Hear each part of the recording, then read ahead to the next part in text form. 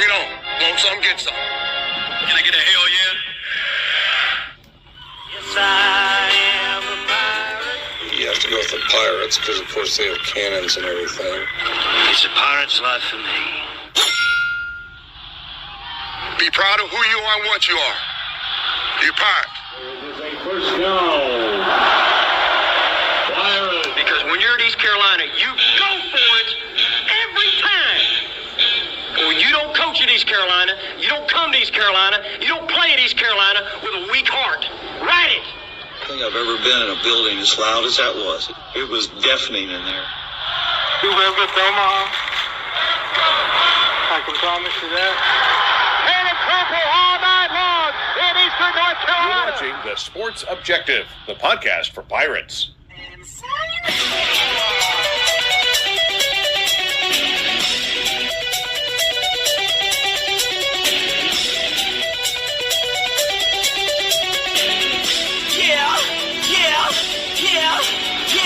My heart is purple and gold. I'm a pirate down to my soul, and I don't back down, not at all. Find out when the cannons explode.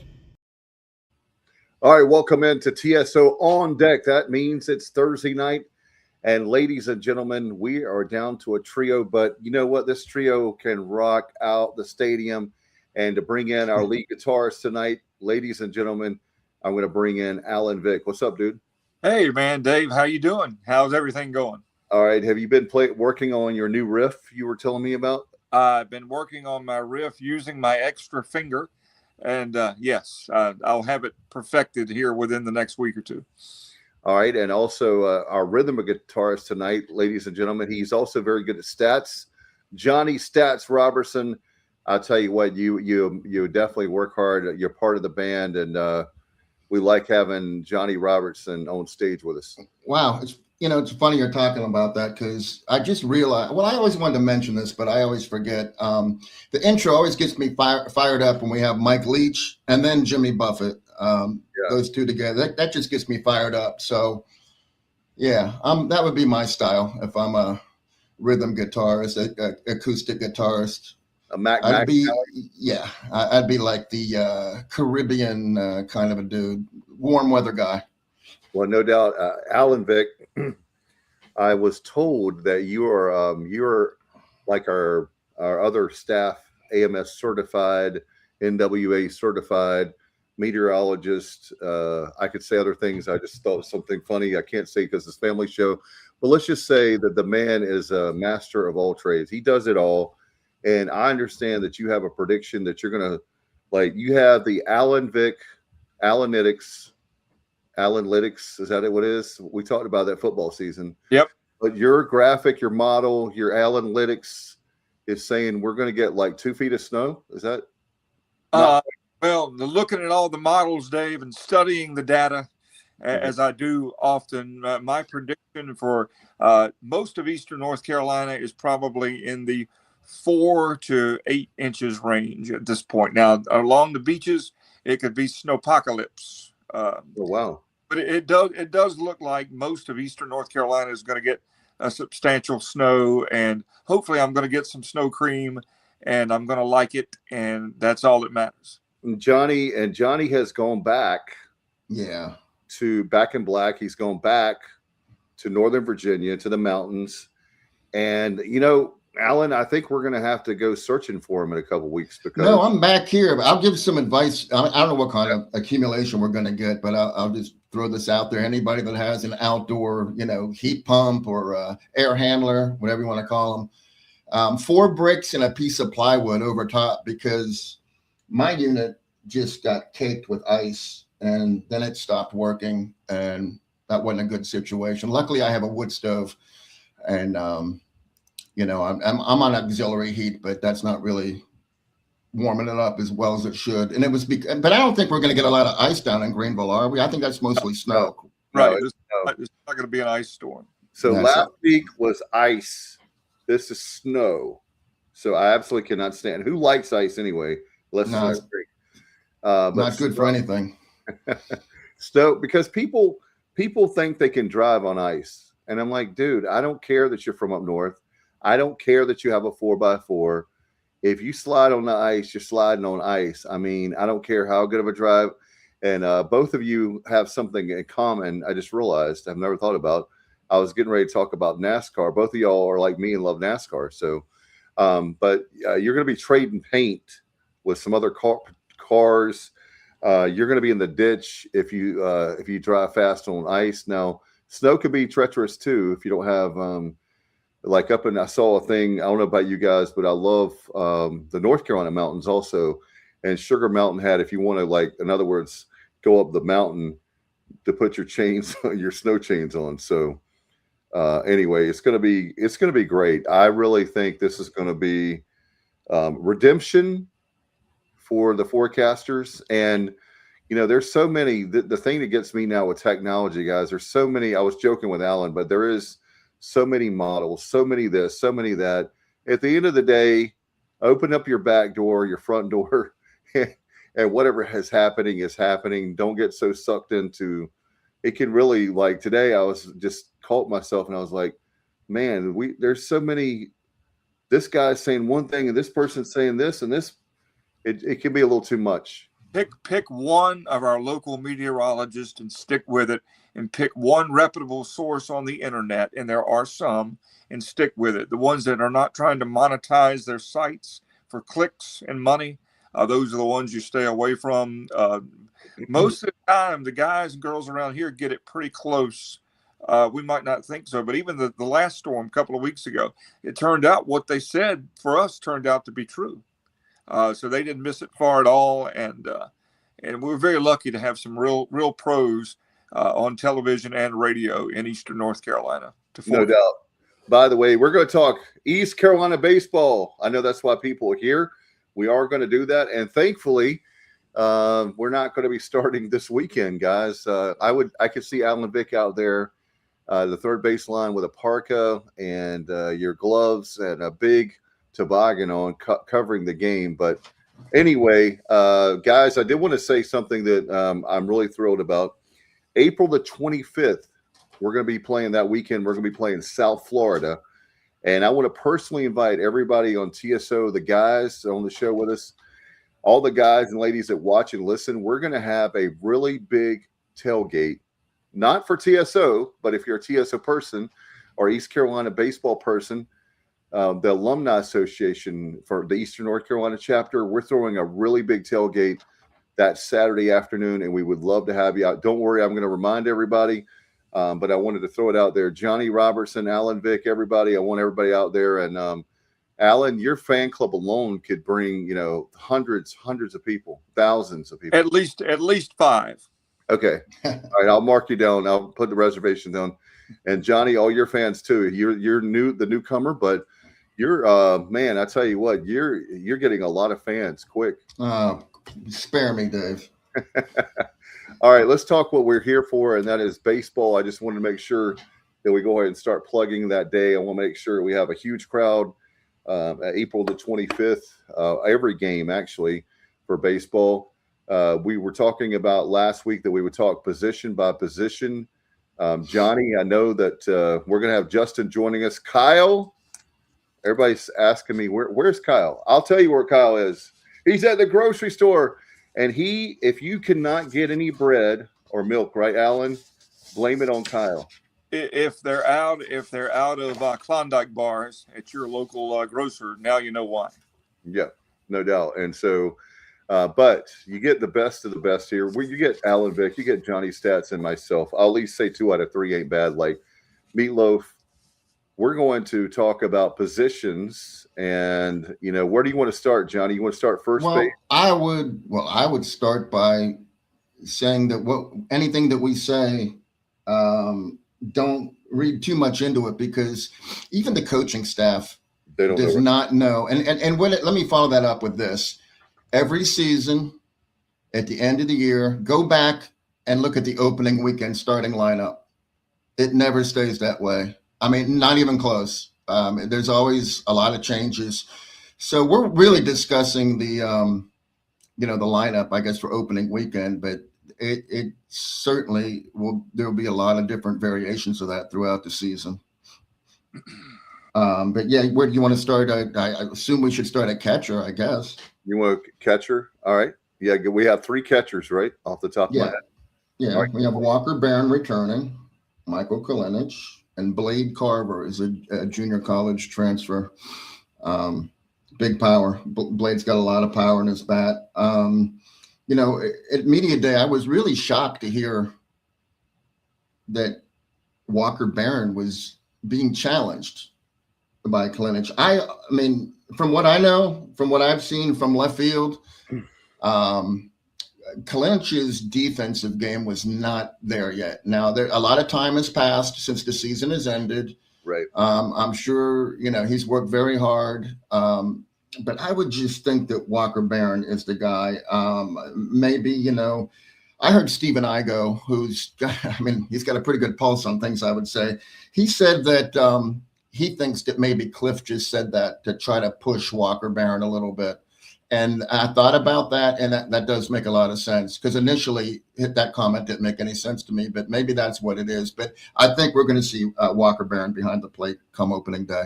Well, Alan, want to get your thought on this. I think I do agree that obviously competition's a great thing.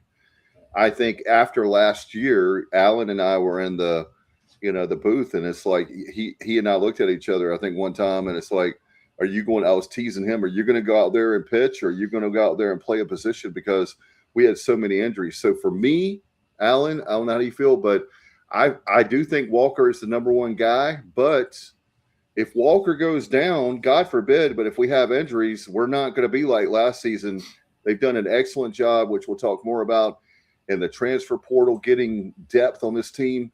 And I think for me that it's Walker's definitely going to be the number one, and they might push each other. Walker will be number one, but we've seen many times it's nothing new to see more than one catcher, especially 56 games for a regular season. You've got that guy can't be doing 56 games. So yeah, excellent point. Yeah, last year we didn't really have an option as a backup catcher. We did, but we didn't. This year, I think Kalinich is more of a backup option, and I've heard some talk that his game has progressed quite nicely, over the spring or winter or what have you. And so I think I'd be comfortable with either one of those guys. I don't know a lot about catcher 3, but like Johnny said, I did hear that he had a pretty good pop in his bat. But I'm comfortable with Kalinich if need be to come in and take care of business. And it may be that you need Walker to have a day off. So on Sunday you give Kalinich, you've already clinched the series. So you give Walker, I'm not saying it's going to be, don't get me wrong, I'm not saying it's every Sunday, but it's the same thing, Alan, with and Johnny with the Hurricanes. You have like always a starter, for your goalie, but every once in a while that goalie needs a break. I mean, you have 82 games, I know it's not the same sport, not the same thing, but it's the same as far as the player needs a break mentally, the whole 9 yards, physically, emotionally. I mean, I don't think anybody saw that coming last year that Walker was going to be behind the plate every game but 2, I believe. We had Justin Wilcoxon and Ryan McChrystal. Now, Justin was starter, he was 1A, but, Ryan got probably 20 plus starts. It was pretty evenly matched. I know Ryan always caught Root, first of all. And then he, had some other games in there. So he probably had about 20 games that he caught, which is nice. And then, the other one could be the DH. You don't have to not play. It's just not being behind the plate every game.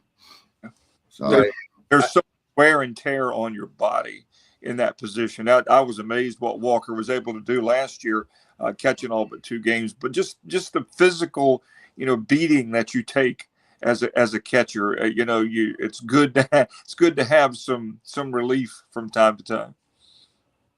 No doubt. And Johnny, one of the things that you saw, and I know Alan and I being there at the media day, is the theme was certainly depth, and it was, as I think Coach Palumbo said, the perfect storm where you have those young kids, as we said last week. It was young kids. The buy-in there wasn't till late. And then you factor in the injuries. That was kind of like 2025. And so this year they've worked their tails off and they've gotten a lot of depth. I mean, you can go across every single position on the field, all 9 positions. And I tell you what, Alan, Johnny, do you want to go next to pitcher, or did you want to go to first base? I mean, we should just do go around the diamond and then maybe do the pitchers last.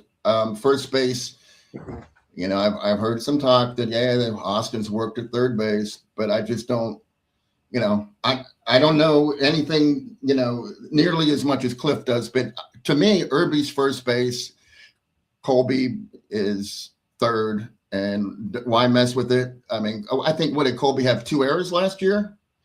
At third, he's a Golden Glove at third base. That's a luxury that we don't need to mess with. And Austin Irby played a real good first base as well. So I have a feeling Austin's going to be at first base again, and I feel like he should be. Most definitely. Alan, he was one of those kids that, they were so young last year. We were very, very young.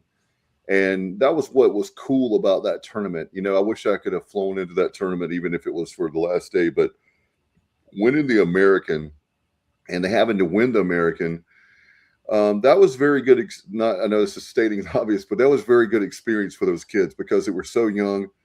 And then some of them were talking about, they realized, hey, we can really do this, and you forget that these kids are young. Like those guys were like 18, 19 years old, coming in at a level extremely high for Division I, not only Division I baseball, but we're always a top 25 perennial team. The expectations should be high because we're East Carolina in baseball. And you think about a kid like Irby, you saw the tournament, or right before the tournament, it finally clicked for him. The game finally slowed down. Those kids grew up an awful lot in the last month of the season last year, and they needed to. Obviously, for a lot of reasons that we won't go back into because it's a new season, but things were not going well, and the results showed it. But, those kids, they walked in there as freshmen, February, whatever last year, but by the time the season was over, these kids were no longer freshmen by any stretch of the imagination. And that's why there's so much optimism this year. They grew exponentially by leaps and bounds so much last year. That's why I think at just about every position, everybody's excited. Yeah. Johnny, do you want to stay first, or are you going to go to second? Well, I just feel like, Austin Irby's first base. If you want to talk about people that might be able to come in, if we wanted to try Austin somewhere else for an inning or two, Alex Boucher could certainly. Colby Wallace could go over there. Alex Boucher. I think Boucher is going to have a big bounce back year. I really do. Johnny and I were talking about Alan. Is that I want to get your thoughts, Alan, but. You think we're talking about East Carolina, and I'm not trying to make us bigger than we are. But we are one of the best teams in the country. There's no question about it. Like Cliff talked about, we're the 4th most winningest team, Johnny. What, since 2018, 19? Yeah, that's what Cliff said. There's other metrics where we're number 1. Oh, okay. Yeah. So right. If you want to consider postseason in there, we're like at the top. So there's so many different ways you can slice it and dice these stats, and we're favorable. We come out favorably no matter how you do it, because we just win a lot. And I say we. I'm not on the team. They win a lot. Well, the reason why I brought that up is that I feel like the kid is has a lot of potential. He obviously has a lot of talent. I think Johnny, and I'm not going to steal this from you, Johnny and I were talking a couple weeks ago. He made a great point. I think when he was playing at shortstop, I think it was really getting to him. I think that there was a lot. He put, in my opinion, watching him, it was like, he's not my son, but it felt like watching your son, and they put too much pressure on themselves, and you're like, gosh, I wish I could just be out there with him and whispering, it's okay, just calm down, like that. But he was putting weight. That's just my feeling. I don't know that to be the case. That's just my gut feeling watching those games in the stadium all season long. And Johnny was like talking last year, like how many errors he had. And I think it just became like this thing, like mentally, like, that he couldn't do it. He'd already made so many errors that it just got to him, and he couldn't get out of his head. That's just my opinion. I don't know that to be. I think we talked about it last week. I might be wrong, but I think we did. And I feel like there were some fans that just were like ready to run him out of town. And I was kind of rooting for him. Yeah. To just stop this streak. But it became apparent, Dave or Alan, that it wasn't gonna happen. There was just something in his head, and he wasn't gonna be able to fix it by himself, game to game. So I think what Cliff did was, Braden Burris finished the last 8 games of the season, which was all of the conference tournament, and all of the regional at Coastal at second base, and played very well. And we have so many outfielders, especially we have so many people capable of playing a really, really good center field. It's like 4 guys, right? Yeah. Braden, first of all, 0% chance he's not going to be in the lineup every day. So you got to find a spot for him. I think second base makes sense to me. I don't know. I think that, he's already proven he can play there. So we got Carlos Yacame as well from South Florida. He's played second base, but I'm going to go with Braden Burris at second. That's what I'm going with. What you like, Alan? Yeah, I agree. I think Burris solidified himself, last year at the end of the season. There's no reason to believe he won't be there. And I'm just going to go back and say that I think Alex Boucher is going to bounce back in a big way, whatever role that he plays on this team. I really, really believe that he is going to get things turned around and be very productive for the Pirates. No doubt. Alan, to expand on that, Alan, I feel like he's already garnered the respect of Cliff and the rest of the team by the way he handled himself last season. Right. And I think Cliff spoke to that in the press conference, if I'm not mistaken. But he's even willing to go in there and pitch. He just wants to win, So I hope you're correct about that. I just feel like there's not a lot of places where we can put him. So he'll either be DHing, or maybe he'll get on the mound here and there. Maybe he'll play some first base. I don't know, but I think you're right. I think he will have a good year. I just don't know how many at-bats he'll get, but who knows? I mean, that's a good problem to have. You have too many good players to have enough at-bats for all of them. But he comes in and is productive. They'll find somewhere to they will put him in the lineup. So it's hot, and you roll with it. But it's going to be interesting. Like, depth is a great problem to have, and we are eat up, to use a technical term, with depth this year, and that's a good thing. Ron White was loaded, and that's he was talking about his wife's parents, his in-laws. They were loaded. Yeah, we're loaded. We're loaded, and Johnny, it's a good problem to have for us. And when you have a show, you got to have something to talk about, right? So we have our own deck show. If you're just joining us and saying, "What the heck is going on?" They're usually on Sunday nights.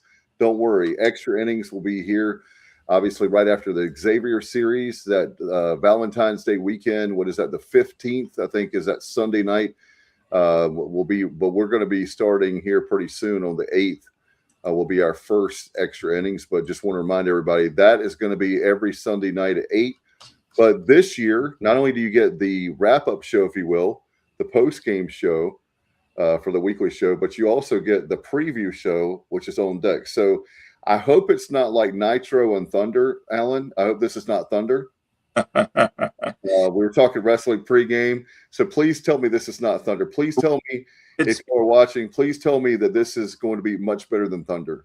It's our responsibility to give the fans the most comprehensive coverage of ECU baseball, and that's what the Sports Objective is doing. Because you don't have the long post-game shows on the radio. You got the 15-minute pregame, before the game. But post-game wise, it's pretty much an interview or two, and then it's back to regularly scheduled programming. So if you want comprehensive, analysis before and after, it's right here. No doubt. And you can't do a show without stats, especially, Alan, with baseball. Baseball, you know what's funny is baseball, if you take a stats away from baseball, then I mean, what do you have? Like, you've got to have something to fill the time. And so we have the GOATs, The man, Robertson. the man, the world famous. No man can wear out a number 2 pencil faster than Johnny Robertson. You got. Hey, before we leave second base, I do want to mention that we did have a dynamic that happened quite a bit last year that affected the second baseman tremendously, and that was Dixon Williams. Colby's going to pitch. Colby's going to probably pitch more than he did last season, and or maybe not. Maybe he'll pitch less because we have a deeper pitching staff. In any event, Colby's just too talented, and he's going to get in there. And what that means is somebody's going to have to move to third base. Last year it was Dixon Williams, and then Nick Parham went to second a lot. Nick, I've seen him play summer ball with Colby. Those two played together for Charlottesville. And I'm telling you, Nick didn't get a lot of at-bats, but he's a very valuable piece. He can play anywhere. He can play third. He can play second. He can play shortstop. He can play first. He can play any of the outfield positions. So that's somebody, again, he's probably not going to get a lot of at-bats, but if Colby goes to the pitching mound, I'm not quite sure. I'm pretty sure maybe Braxton Trammell will move from maybe one of the outfield positions to third base would be my guess. And then we have, a wealth of outfielders. So, Nick going to second probably is not going to happen because I just don't see, I just don't. It's a different dynamic this year without Dixon. So I think we'll probably be putting maybe Braxton Trammell at third when Colby pitches. Again, we talk about it, Alan. If you're productive as far as your defense and your offense, you're going to find, you said there, they're going to find a place for these guys. And I like the fact, I'll just say this, you know how much I love Cliff Godwin and Plumbo and the staff and Austin Knight. I'm glad they have this problem. I am so happy that they have no idea what the lineup is going to be. That means that we're deep. That means those guys, it's like a chessboard. You can move your pieces around there and trying to figure it out. But we do know that when you don't have the depth like last year, especially experience is what I'm getting at, then it can make a long season. And but I have a feeling that this season is going to be much better. Now, I don't know. I'm not a prognosticator, easy for me to say, but I really believe this is a super regional team. I'll stand by that based on talent. Whether they make it to the super regional or not, I'm not sure, but I do know that they have the potential. And then, we've been so close to Omaha several times in our lifetime, so close, man, that anything can happen.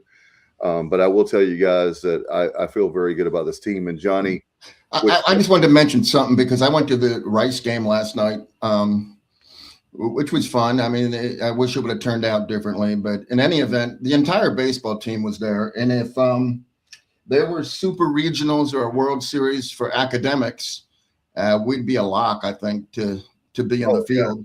Yeah. They could beat us. All those guys were wearing their honor roll shirts, and they were just having a great time. I talked to a couple of them. I don't want to bother them when they're trying to have fun at a basketball game, but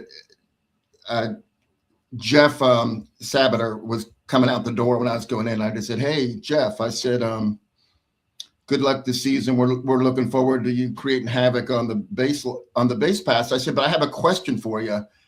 I've heard your name in the press conference pronounced as Sabater, but I thought it was Sabater." And he said, "Yeah, you're correct. They're wrong." I said, "Well, why didn't you correct them?" And he's like, "Yeah, I just roll with it." He's a carefree kid. He doesn't care. Call me whatever you want. I don't care as long as I'm playing baseball. By the way, our good friend Josh Thomas, want to give him a shout out. I can't remember a baseball team that's stacked in a long time. I'm pumped. And by the way, Josh, we're pumped up about your tailgates. We were talking about the April 25th Eastern North Carolina chapter of the Alumni Association tailgate for East Carolina. But man, Josh Thomas, I'm going to tell you something right now. If we have a challenge, if they ever put a challenge of fans, as far as tailgates, people that can cook, East Carolina will be world champions like just about every year. They will be finalists or champions every year, I promise you. And Josh Thomas, if that becomes a challenge, we need Josh Thomas in our lineup for sure.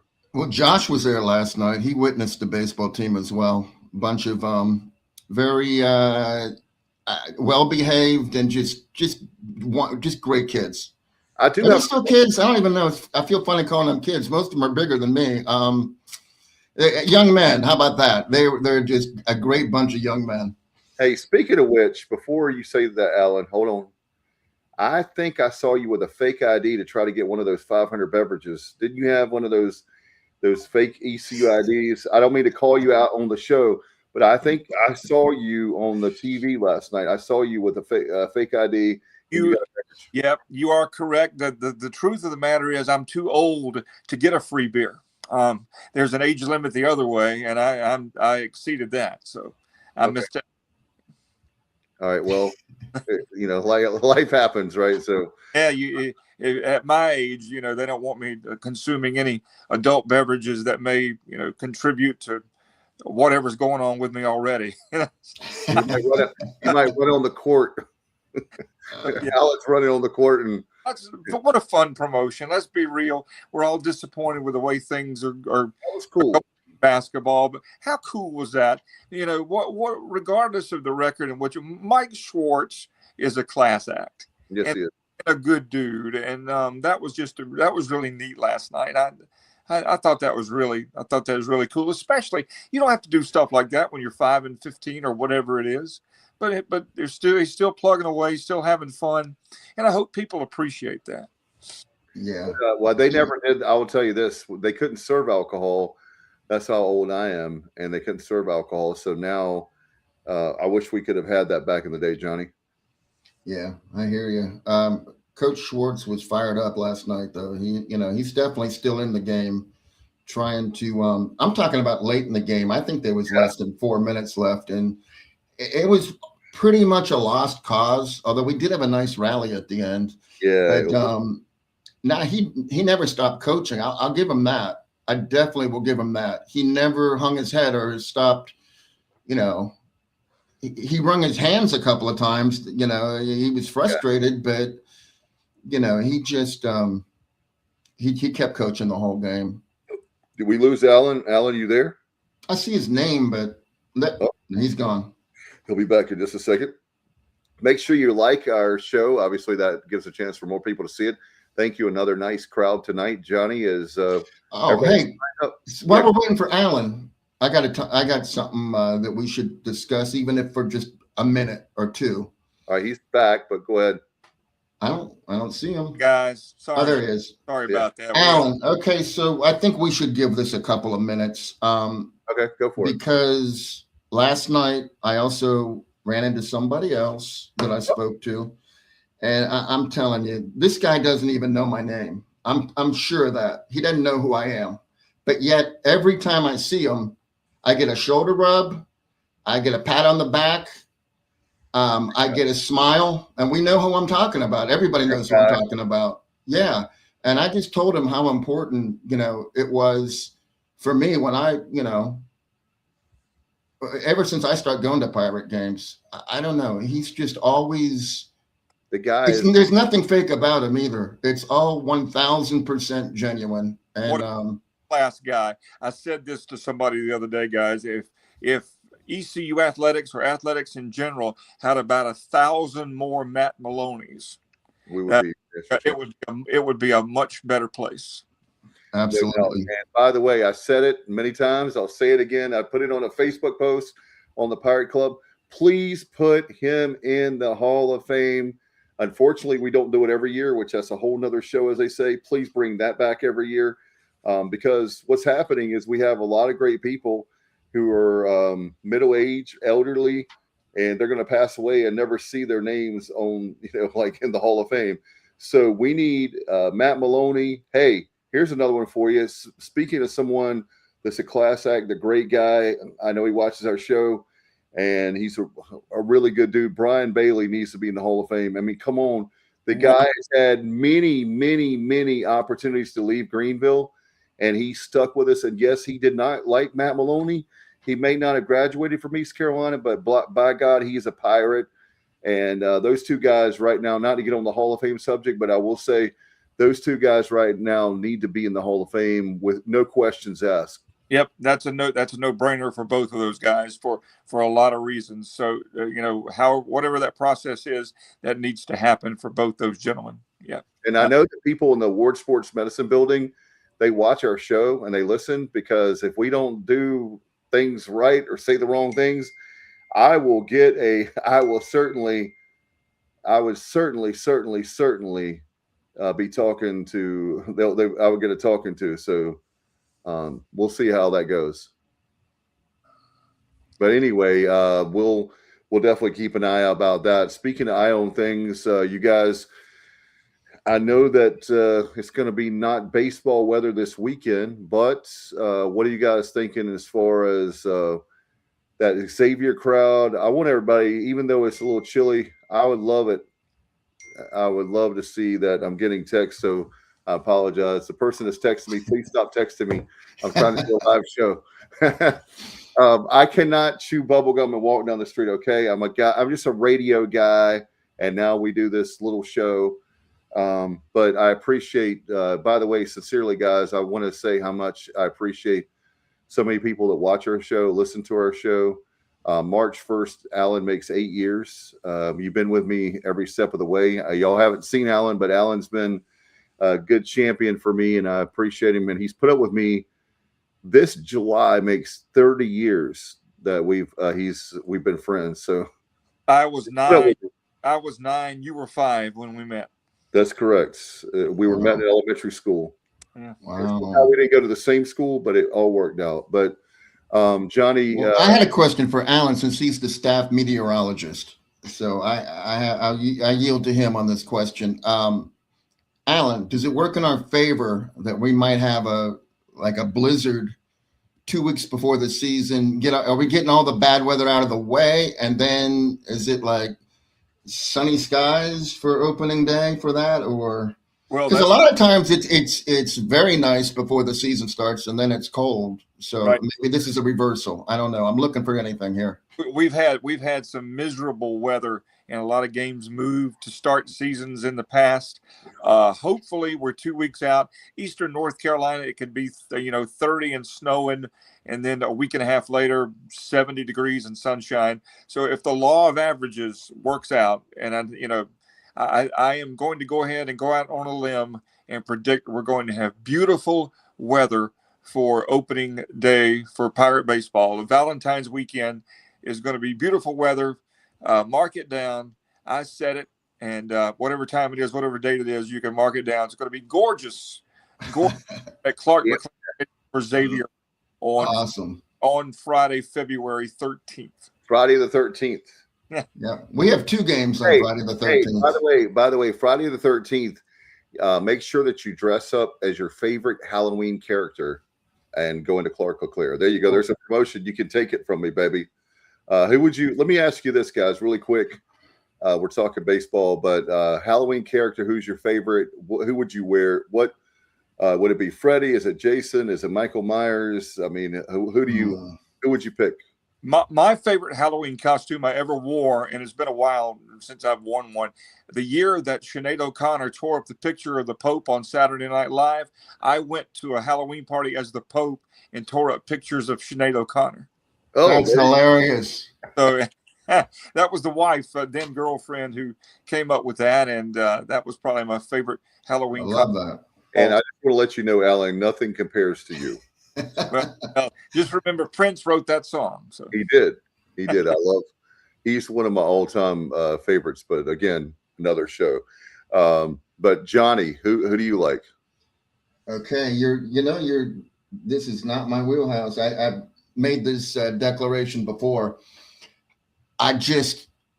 I'm either doing something outside, or I'm watching sports, or I watch very little movies. I'll be honest with you. There's some crazy movies that I've never seen, like movies that everyone in the world has seen but me. And as far as, of course I've seen Halloween. Yeah, we're not asking you to. We're not going to like have a 2-hour sports objective on. Yeah, I mean, nothing comes to mind like his favorite horror Halloween. I agree with Josh Thomas. I'll just go ahead and tell everybody. What do you say? I'm Michael Myers all the way. That's easy. Get a hockey mask. And he scares the daylights out of me. Jason with the hockey mask. Okay, and then Freddy just makes me laugh. Like the old school Freddy, the newer version was more, I guess, darker. But to me, okay, I'll go with Leatherface from Texas Chainsaw Massacre. Oh man, there you go. Johnny's bringing it. Johnny Stats Robertson is bringing it. So there you go. So if you Friday the 13th, everybody's going to go nuts. They're going to like, why are all these people? It's not Halloween. Why is everybody wearing a Halloween costume to a baseball game? I don't know, because it's Friday the 13th. I go dressed every year as a poor middle-aged disc jockey.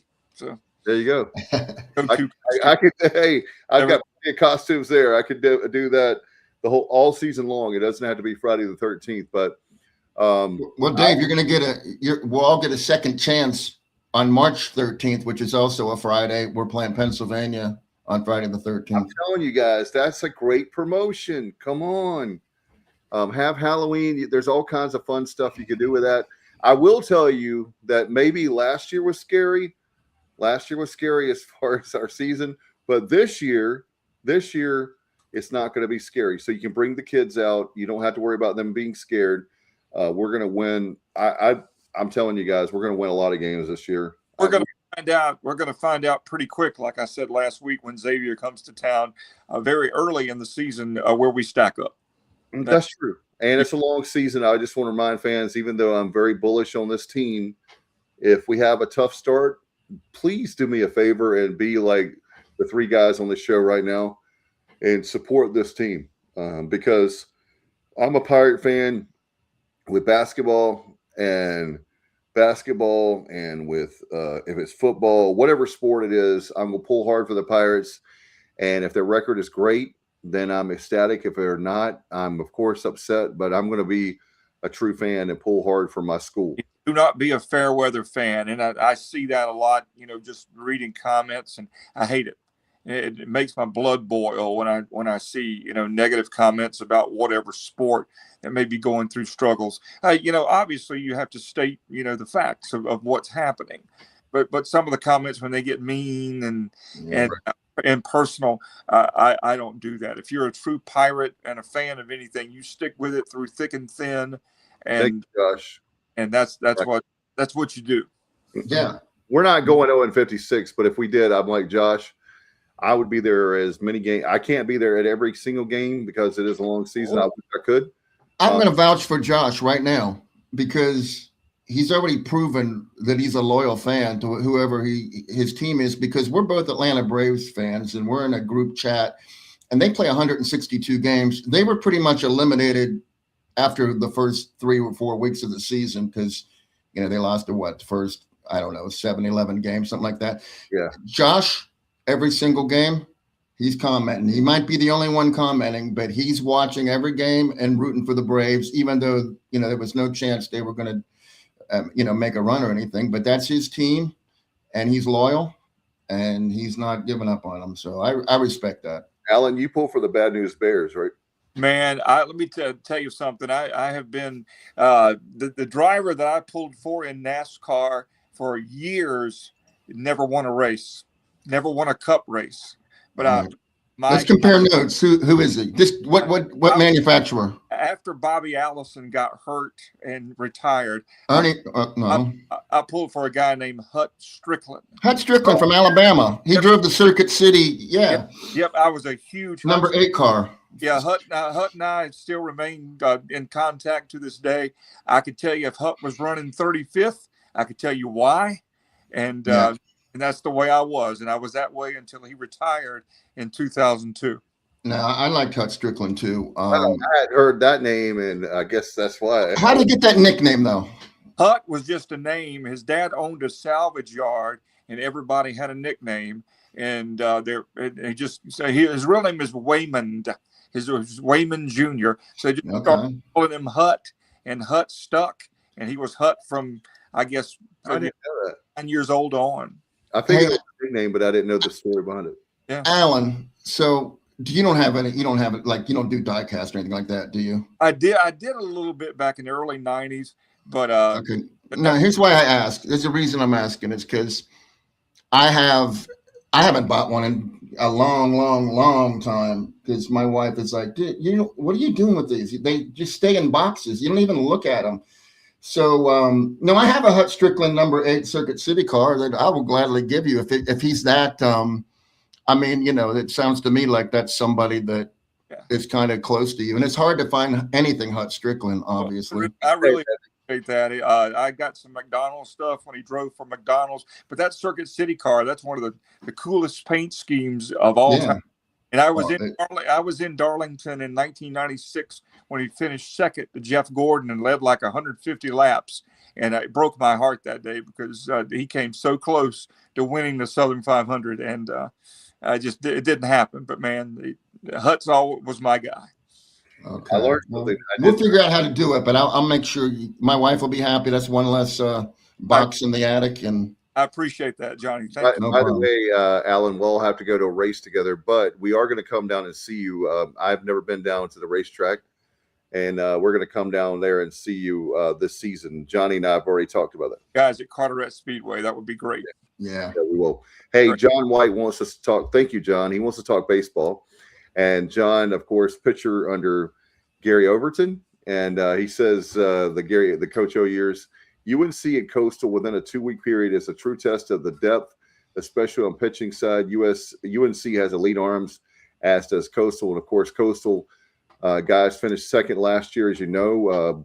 We took them to the wire. We had a chance to win both games. We played them in the Conway Regional, but John is absolutely spot on. One of the things I love about Cliff Godwin is having, Jeff Palumbo. Those two guys we talked about it last week. They put together, they outdid themselves this year. It's that one heck of a schedule.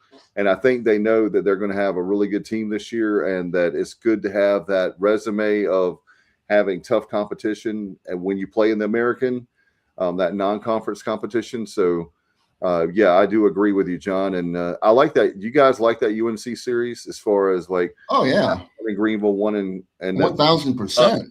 Love it. I wish we would get that with, other teams. Here's the thing. You've already mentioned patience. If things don't work out at the beginning of the season, I think we'll be fine. However, as far as the offense goes, John mentioned that the Tar Heels and Coastal Carolina have tremendous pitching staffs. So if we, if those 6 games, we're averaging 3.5, 4.5, 5 runs a game, don't freak out, because we're going to be an 8 or 9 run game a team, per game. But those 2 series are going to be tough on the bats, I have a feeling. Yeah, Alan, when that very thing of having the tough competition, when you have a North Carolina series, when you have that Coastal series non-conference, and they're going to most likely, I can't imagine both teams not being in postseason and regional this year. Hoping that they'll be coming to us and not us on the road. I feel like we are going to be hosting a regional, but we'll see. But I will say that it's like a regional-like atmosphere when you have those games. And I would much rather play hard competition. That's the only way you get better. I'm glad that Cliff is not like putting cupcakes on the schedule. That drives me. I don't care what college sport it is or whatever. When you schedule easy competition, and then those are the same people. Well, I don't understand why we didn't make the tournament. We'll schedule harder teams next time. How many teams every year are on the bubble of making the tournament, and they don't make the tournament because of strength of schedule? Yeah. That is the determining factor a lot of times to either getting in the field or not getting in the field. And I would say, Johnny, whether you were talking about academics is certainly important, so don't get me wrong. But as far as the strength of schedule, I'm always proud. Coach Godwin, I think, said one time, if you want to play us in a grocery store parking lot, they're ready for you. And I love that attitude. We'll play you anywhere. And I love that. Yeah. Those first 2 weekends are really going to be tough for Ethan Norby. What? I'm not going to say that because Ethan Norby's tough. I've heard, speaking of John White calls him a bulldog, and I'm stealing that from him because if anybody's a bulldog, it's Ethan Norby. He's going to have to face on Friday night Jason DeCaro of North Carolina and Cameron Flukie of Coastal Carolina. I mean, those two are supposed to go 2-3 in the major league draft, apparently. That's one person's opinion. So those are going to be tremendous matchups. That's must-see baseball right there. Yeah, yep. Exactly. That's what you want. If you're a competitor. Again, we're preaching to the choir. All the people watching, listening. Thanks for a big group again tonight. You want that tough competition. You want it, and that's like your adrenaline. Like, let's go. And you see, I asked Ethan Norby about that. You remember, Alan? It's like I love to watch his emotion, and I'm sorry if people get upset about it, but I love to see players show their emotion and how they're really feeling instead of just calmly walking off the field. I love the fact they know that every pitch matters, every out matters. And when you see that strike three and it's the third out and you see like that fist pump or whatever, I'm sorry, that just really that gets your juices going, man. Well, baseball is such an emotional game, and it's not the type of emotion a player makes a tackle and gets up and dances, or a guy is 1 for 7 from 3, and when he makes that 3, he makes motions or whatever. Baseball, when you're pumping your fist or whatever you're doing, it's because you did something that's worthy of that type of celebration. No doubt. And Johnny, we talked. Let's talk about the outfield. Hold on a minute. What happened to shortstop? We got to have one of those. We're not going to do very well if we don't have a shortstop on the field. Well, this year, I think we're going to be okay at that position. Okay. All right. Who's going to be there? Who you got? Well, I mean, I don't know. You have any idea, Alan? I know who's in the running, but we got a freshman that has got just a great glove. Yep. He's from Florida. His last name is Lashley. Yep. And I always call him Rhett Lashley because the only Lashley I know is SMU's coach. So I always call him Rhett Lashley, even though that's not his name. That was the first name that came to mind for me when shortstop was mentioned was Lashley. Yeah, no, he's really good. He will have some competition, but I feel like even if he doesn't get the starting shortstop position, if there's a game where we're in the lead late in the game, he's coming in. He's definitely coming in to play shortstop. And so I have a feeling that it's either going to be him. Yakime again, he played second base. He's played shortstop. I don't know if he's in the mix at all. I know I'm forgetting somebody. It's Matt Lashley, by the way. Matt Lashley. Okay. Yeah. You said Matt Lashley so much that that's what came to mind, and it's because of that very thing of the SMU coach. But Ashley. Well, Braden can play shortstop too. That's another thing. And so can Braxton Trammell. Yep. So shortstop, it's going to be a needs thing. You're not going to put anybody there that's a liability defensively. We know that. But I don't think any of those players are a liability, even though although Braxton played shortstop in high school, that was his thing, man. So we could see Braxton there. And then, like I say, I think Lashley will definitely play some games at short and maybe some late innings coming in for a defensive guy. So it'll be interesting to see how it shakes up. But we don't really have a depth issue at shortstop either. No, we're pretty good there. I'm concerned about it all, and one of them is shortstop, just because that's such an important position. But I'm not maybe concerned is not the right word, but that's one of the two positions where if I had a concern, that would be one of them for sure. Just because of the names you mentioned. I mean, there's not Trammell is I don't know. I really think Lashley's going to wind up there sooner than later. Well, and like we always talk about, if you're producing on the field and you're like red hot, Cliff is not going to have you out of the lineup. So if he's going to put, let's see here, John White's. If Lashley is shortstop, then your shortstop and third baseman this year only committed 3 errors total last year. Wow. Lashley 1 and Colby 2, but Colby was playing at a slightly higher level. He was playing college ball, but still Lashley's incredible.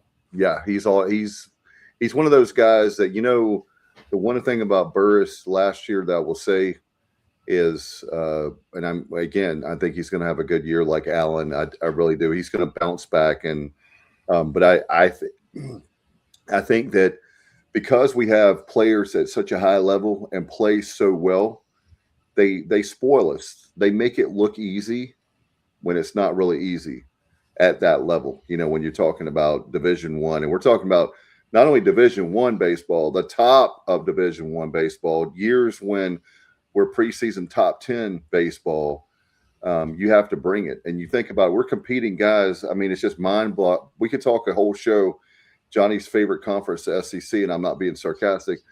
We're competing right up there with when you want to talk about the big boys. Well, we are in baseball one of the big boys. And Dave, you're going to make people hate me, by the way, because I know a lot of people hate the SEC.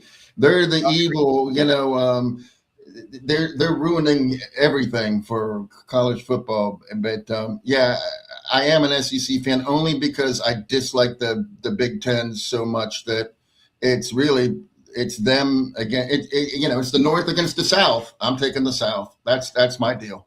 Oh, well, Allen let me just tell you, Allen is one of the biggest Big Ten fans you'll ever meet. Well, I don't know. He is huge with the Big Ten. Yeah, he has a Big Ten tailgate tour that y'all don't know about yet. Yeah, and he goes from like stop to stop from Happy Valley. He gets going Bloomington, Northwestern gear all over my house, and if you believe that, I got half this weekend instead of snow. Yeah, you got some oceanfront property in Arizona. Like Johnny, if it comes down between the SEC and Big Ten, if I had to make a choice, SEC all the way. Yeah. But it's kind of like, do I like liver or whatever, I get it. I get it. Yeah, with baseball, it's just, I think the Pirates, and I don't know if you guys agree or not, I think their preseason rankings mean zero, nothing. I think we have been seriously disrespected in the preseason rankings. That's my opinion. I think we should have been ranked higher, and we're not ranked in a couple of publications. I think they are going to live to regret that very early in this season. Well, yeah, you're right, though. That they don't mean a whole lot. They really don't. And I did see where we were 24th in one and 25th in 2 other ones. So some people, we're right there on the cusp, and that's fine. Yeah, I guess last season, played out until the end, until the postseason. I guess, and I can see why. We're not, but I think we're going to be much better than the 24th team in the country. But it remains to be seen. But I really think we're gonna. I think this is a top 15 baseball team. I really do. We talked about it last week, and Alan, you were there in the room, but and I think you said it. But there's a quiet confidence. I'm telling you, Cliff Godwin was so calm at that press conference. It was kind of, and I don't mean this, and I like Coach, so it may sound like it's a dig, and it's not a dig at all. But there was like a confidence, and he's so calm that like, is this Cliff Godwin? And I don't mean that in a bad way. Well, I'm a grown man, but there was a couple of years there I didn't really want to say much to Cliff. I'm just going to go ahead and tell you, I like Cliff a lot, but I rode an elevator with him. He and his dad were going somewhere a couple of years ago, and my God, I kept my mouth shut and just said hello and didn't say anything because Cliff is intense. I think Bree, has a lot to do with mellowing Cliff. I even mentioned it last year to him in the media day that I thought it looked like a kinder, gentler Cliff. He kind of gave me a look, and I got a snicker from Brian Bailey. But you really notice it this year. He's comfortable now in his skin, where I think there was some, whatever reason, I don't want to say uncomfortable, but he didn't look like he was having fun. And this year, I think he knows if things, go the way they should go, he's going to have fun. No doubt. And hey, let's be honest and frank. We love that school so much, and we love as fans, as commentators, as we love that program so much, and we want them to succeed. It's not like we're up here throwing darts at them, right? So when we don't win, I'm going to tell you something right now. Johnny knows how I feel about it, and I needed Alan Vick. Thankfully, I have my strong son who was pushing me out of the he was like he was protecting me. But that Conway Regional, man, I was really, really angry. Just the whole vibe of the Florida coach, which that's not Coastal's fault. I didn't like the fact that Coastal was selling Coastal stuff, and we always play by the rules, and they're selling Coastal gear. I think, to be fair, some of the older fans were unfortunately not near us, but we were with a lot of young, drunk fans, and they were just, it was just really getting to me because Johnny experienced that too. Yeah. Didn't you, Johnny? With the Coastal fans. Was there definitely. Were there ever any repercussions for the Florida coach and his behavior? He's not coaching the team currently. Okay. Oh, it's not? No. I wasn't sure that was just something that was going to last. Hey, I want to correct myself though, because this is the second preview that I've got these two guys mixed up. I've done it. One of them is from my backyard too. Okay, so I said that Matt Lashley was a freshman. Matt Lashley is not a freshman. He's a junior. He's coming from Indian River Community College. Grady Linehan, it's the L's. They're both very, very, promising guys. But Linehan is a freshman, and he's from my neck of the woods, the next town over. So I've been following him for a while, but I still confuse him with Matt Lashley for some reason. It's preseason, I'm in early season form, so I got to get over that one though, because Lashley Linehan is messing with me somehow for some reason. Well, Alan Vick just told me, he texted me and said, Dave, Johnny has got to do some more bullpens. He's got to do some more bullpens. I think he's right. He's got to get work in, Dave. He can't just show up there game day, Dave. I can't touch Johnny as far as knowledge and stats. So that is absolute untruth, Mr. Richmond. Absolute untruth. And now you're gonna call me out. This is show business, man. We're trying to have a show here. I can't let you go there with my man Johnny, because he is a guru. Yeah, but you know what, Alan? Here's the funny thing about stats. They don't matter if you don't get them right. Actually, it's a bad deal if you give out a stat that's inaccurate. So I try never to do that. And I did call Matt Lashley a freshman, and then I was like, he's not a freshman. He went to Indian River Community College. So here we are. So I fixed that, so we can move on. We need to actually have, how they have that on, and I'm not getting to politics, I promise. But they, they have like those fact checker things. We need to have that on the screen. So every time we check have a fact checker, and I will be like a miserable 3% right. Some fact checkers. Some of the fans on Facebook that like to be critical and this and that and the other. And there needs to be a fact checker for some of that goes on some of the websites and the message boards. That's why here, yes, we give opinions, and that's what we're here to do, but we try to back those opinions up with factual information. Yeah. And that doesn't happen everywhere. And I'm not throwing stones. I'm just saying, with the internet and all that, there's no accountability. You can write anything you want to write, say anything you want to say, hit send, and it's gone. And I agree very much, Alan. But with me, I could have not said anything and hope that nobody noticed, but I'm not that way. It bothers me I don't want to give anything out that's not accurate. So I will always correct myself if I feel like I'm in error. And one of the people we're friends with and like on this show, obviously, is John White, former pitcher for the Pirates. He said Sully at Florida is coaching, but one repercussion of his problems, he lost a future first-round pick in Denton Lord, who decommitted and then committed to Mississippi State. Wow, that is good for Deaton Lloyd. If that was one of the reasons that he changed his mind, good for him. Good for him. Yeah, that was just, guys, there's plenty of times when I get, and Alan's been with me to ball games, and I can't act out, obviously, in the press box. So you see the kinder, gentler Dave. But I've had my moments where I haven't been at my best. But when it comes to representing the program and being a head coach and to go after college student athletes, was one of the most classless things I'd ever seen. And I tell you what, I was thrilled to beat Florida that day and knocking them out that Sunday, because I was just like, how could you do that? Of all people, he didn't know any better, but to Parker Bird, I know it's just one of those things that he didn't, that the point is, he didn't know who that kid was. No. And it could have been, like a really famous person or not famous, regardless. That was just a really bad look, and I'm disappointed with Florida. I think they're a great university, but I'm disappointed they didn't fire him. They should have fired him. That was a terrible. They have no reason to keep that coach. Yeah. Hey, John can correct me, but I think he's not coaching for the first series of the season. He's not. Yeah, suspended for a few games, but I think he got suspended for the first 3 games, maybe.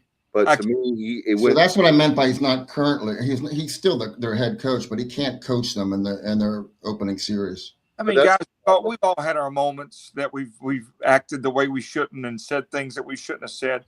But if I'm the Florida coach and I realize that I lost my mind and I was wrong, I would have to go back privately or publicly, doesn't matter, and apologize and say, I am so sorry. I lost it.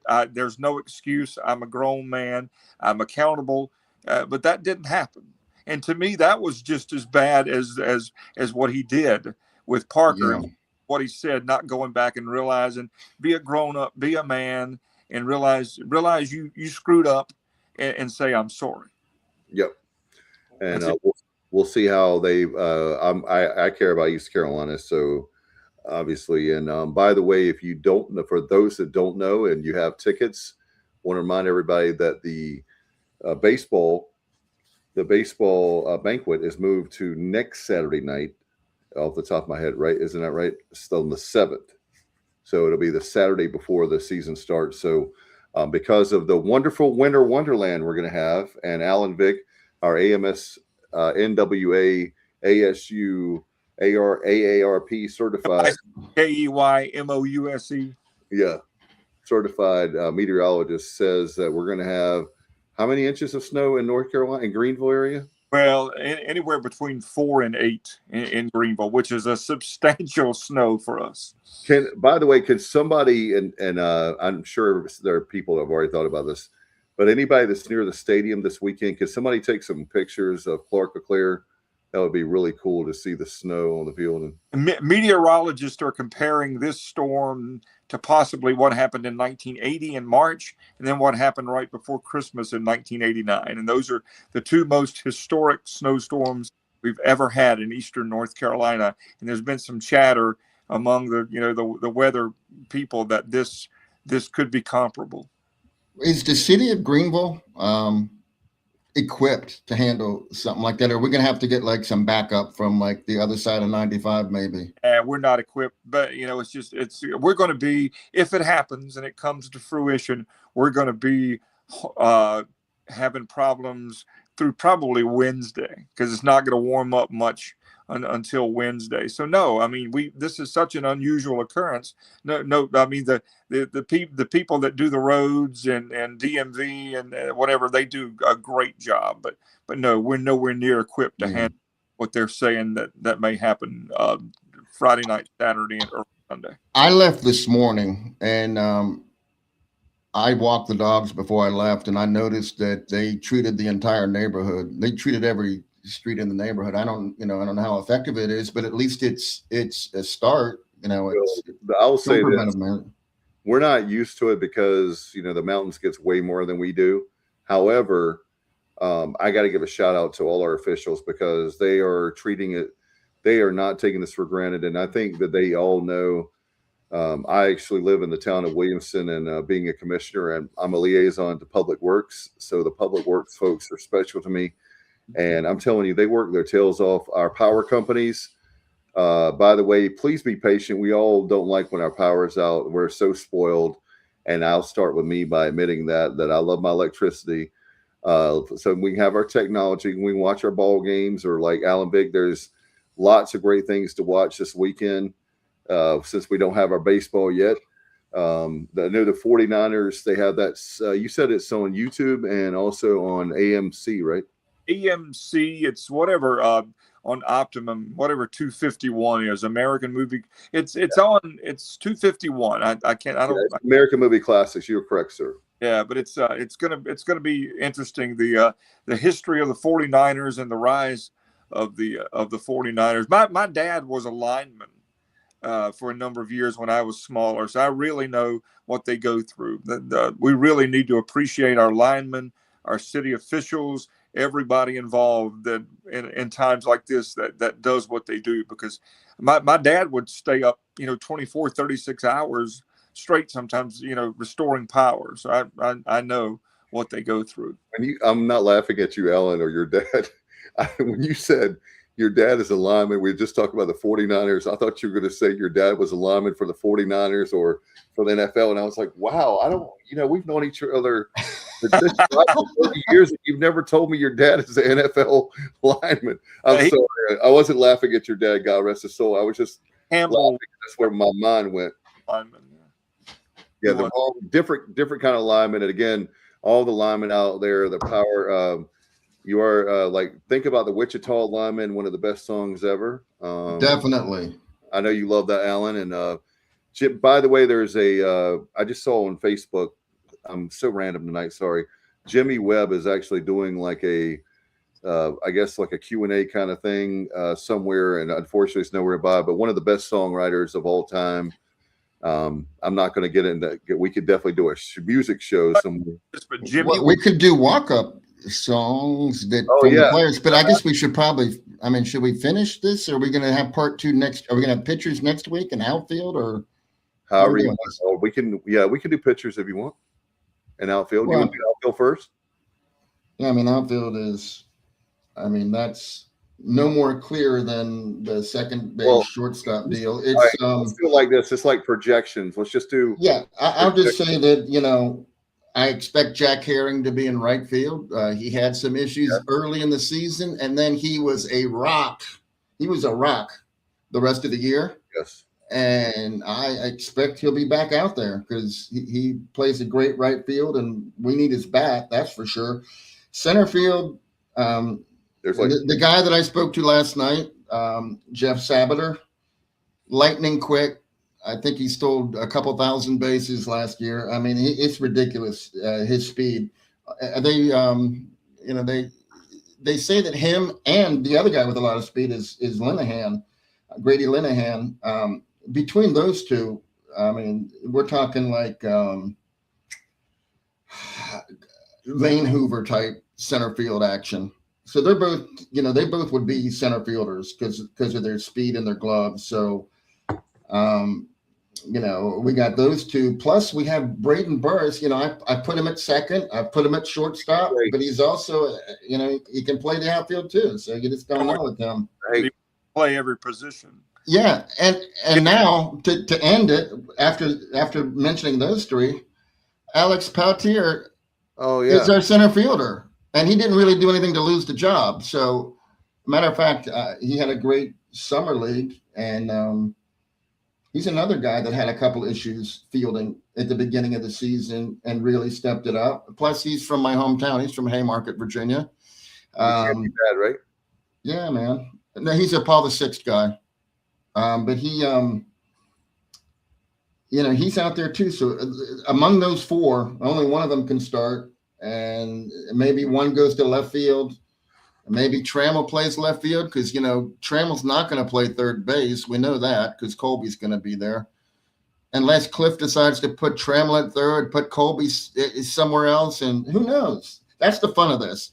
And that's what Alan already alluded to. After the first weekend, we're going to know a lot more because we're going to know, like, who's going to be where. And like I said, it's going to change. Of course it's going to change, but it's going to be fun just to see the different pieces. And there's just so many ways to line them up just to see what happens. So I can imagine putting a lineup together. We're 2 weeks out, but I can't imagine, having to sit down and it's going to have to happen, obviously, but it's going to be quite a chore just to sit down and put an opening day lineup together with this team. There's a reason why you make with your lineup card, use a pencil, because the pencil has erasers.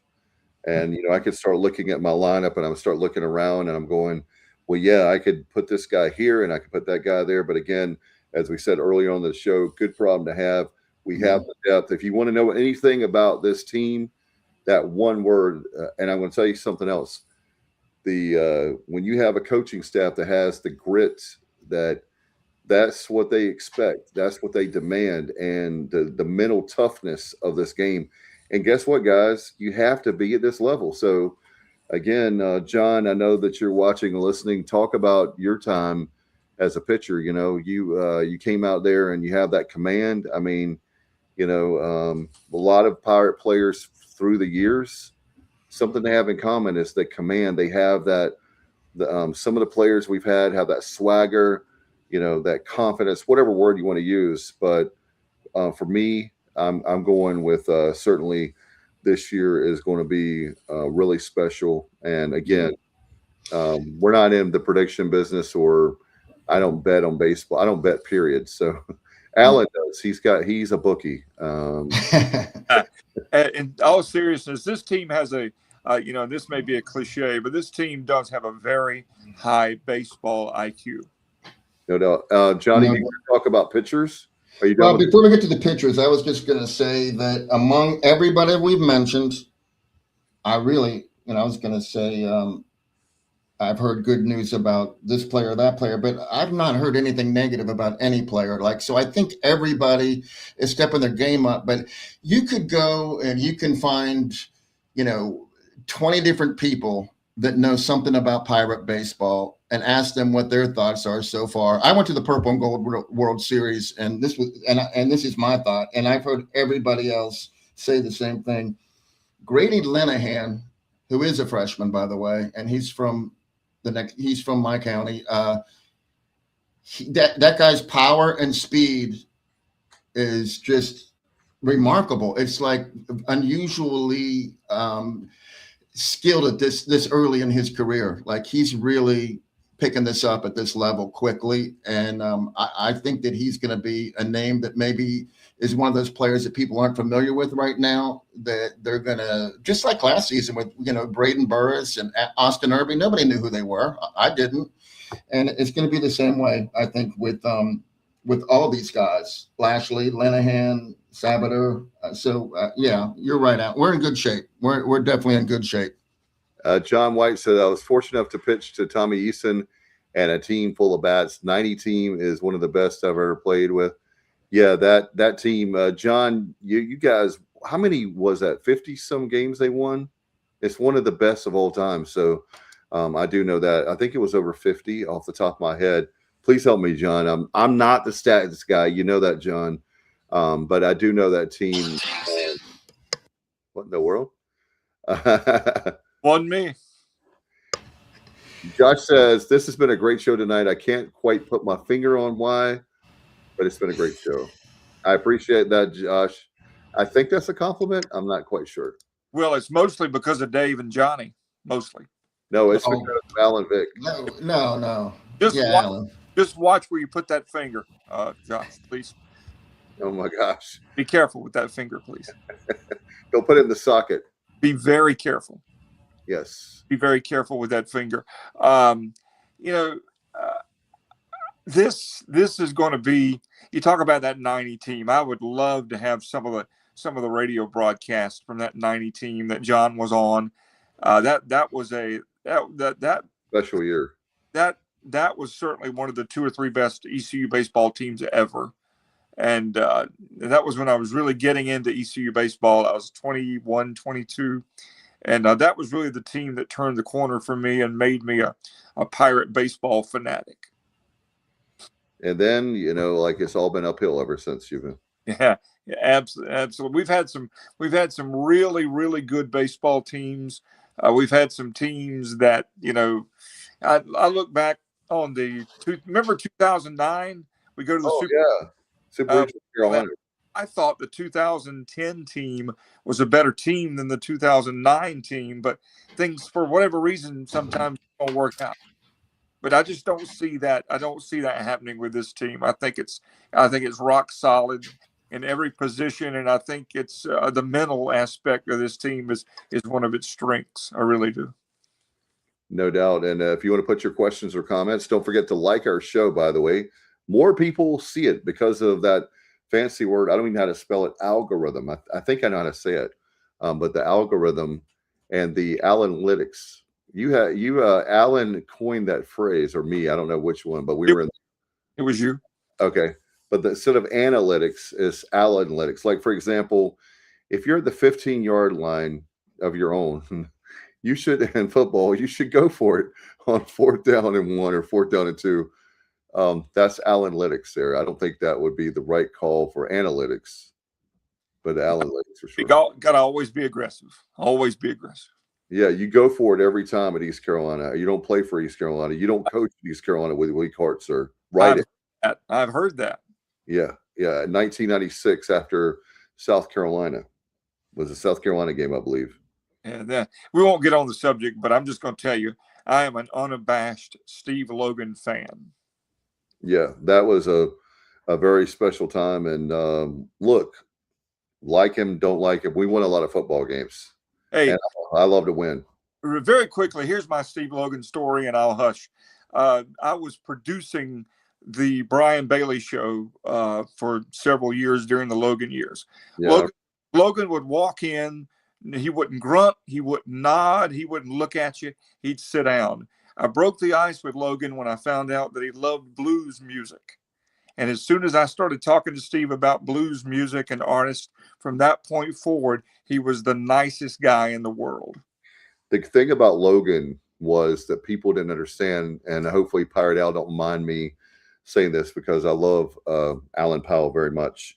Here's Alan Powell's claim to fame with me.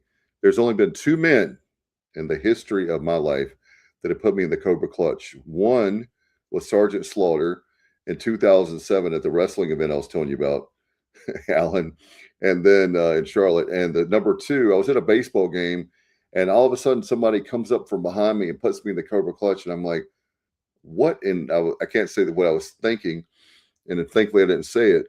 And it was Alan Powell, who's a huge wrestling fan. But what I was getting at is Alan, Pirate Al used to call in, and Logan had like this, whenever you remember this, whenever he would be on the Steve Logan show on Sunday nights there in Hazard County, whatever, he would have like, he saw the red light on and he knew like we were on the air. He had this tough guy like persona. Man, when we were pre-show, post-show, commercial breaks, he was cracking jokes. He was so funny. Yeah. And I'm glad that people get to see the non-coaching Steve Logan, if that makes any sense, because now he doesn't have that John Wayne bravado, like tough guy image that he has to. You ever think that when we met Steve Logan that he would be on television and on radio on a regular basis?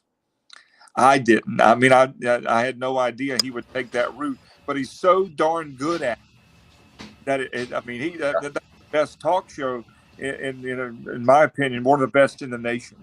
Yeah, I would love. I know he doesn't want to do it. I'm pretty confident on that, but I would love to have on. And I'm not the program director or the owners of the game, but I wish Coach Logan would have a daily show, a weekday show. I would love it because I would love it. I would love it. No doubt. But Right now he doesn't. So, Johnny, are you done now with? I'm sorry, guys. I No, thought I had to go through another log on the. Did I miss anything? I had to go no. keep. By I the can't let way, this fire go out, or I'll by the way, freeze. I love the fact. I love the fact that growing up, Alan Vick, you were there with me in the '70s. Not with me, but we grew up during that time as a kids. And in the first house I remember living in, we had that living room wood stove, and we had a wood stove in the living room, and that's where I felt. That's why I love fireplaces to this day, is because of that wood stove. Yep. And you put the wood in there, and I'm going to tell you something right now. That is like that heat from that fire from that wood stove will run you out of a room. It's so hot. Mm-hmm. That's a special kind of heat. And I'm like you. I remember backing up to that thing with a cup of snow cream with my mom and dad after a snow. So yeah, that wood, that wood fire stove thing. It's funny how things like that bring back memories.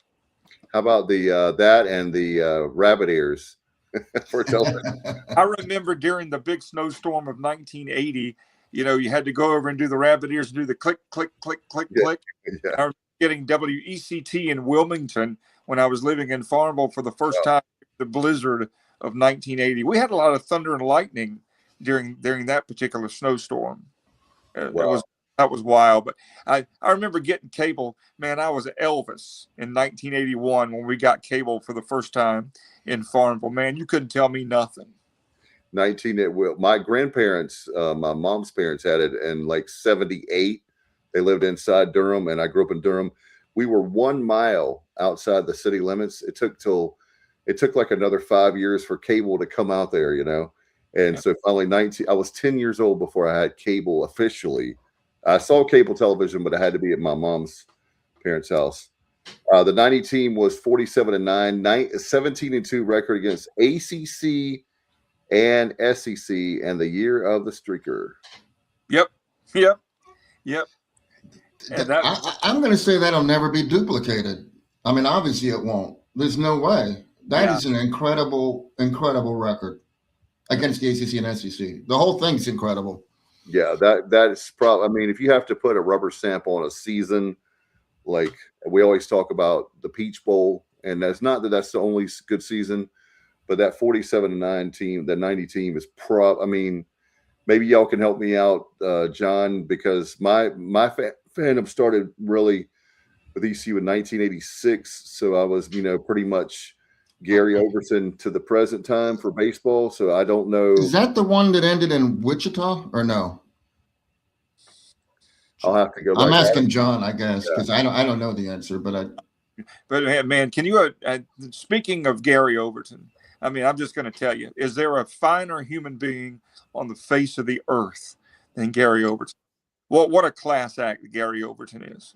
I'm a huge fan. Fantastic. I love Coach O. There's not a better person in college athletics, retired or otherwise. He's back, and he's back. Yeah, I know he's doing a part-time thing now, and I think that's what Matt's going to do too. By the way, you got to lay out for 6 months to come back part-time stuff. Don't be surprised if that's what you see with Matt Maloney, and I hope that's what happens. Watch out, big guy. That regional ended with Citadel beating NC State, ECU Miami, and moving on to Omaha. Oh man. Oh, okay. That's right. Wow, that Citadel team. Winning a game in Omaha, Shockerville. I think I remember John said the Citadel team had won like 16 in a row before that. Yeah, it's just and I'll tell you one thing, as a Pirate fan and commentator, and I can't get that off the screen for some reason. I don't know why it's doing that to me. But anyway, we'll see. Maybe it'll come back to where I can manage the show. But we've been so close. I'm sick and tired of hearing about how many regionals we've been in and never been to Omaha. I'm ready for, you want to talk about, I'm so sick and tired of hearing that. I'm so sick and tired of hearing that stat. I really am. There we go.